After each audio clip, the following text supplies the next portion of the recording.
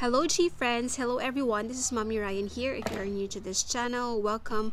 Today we will be making a climbing pole, which is a coconut queer or the Coco Coir climbing pole. If you have seen my previous video, I repotted my philodendron burl marks and attached it to a Coco Coir climbing pole, and as promised, I'm going to show you how I made the pole. Welcome to Life with a GeeFam. For this process, these are all the items that we need. In the previous video, I said that the Coco Coir climbing pole is better than the Sphagnum moss pole or the peat moss pole.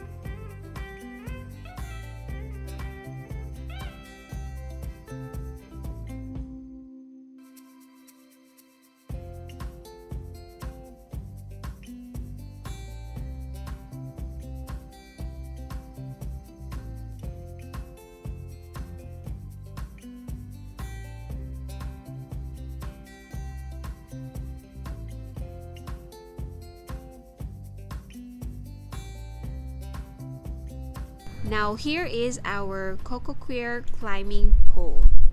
That was so easy, guys. You could do it by yourself. That's it, guys. Thank you for watching. If you are new to this channel and enjoy this video, please give us a thumbs up.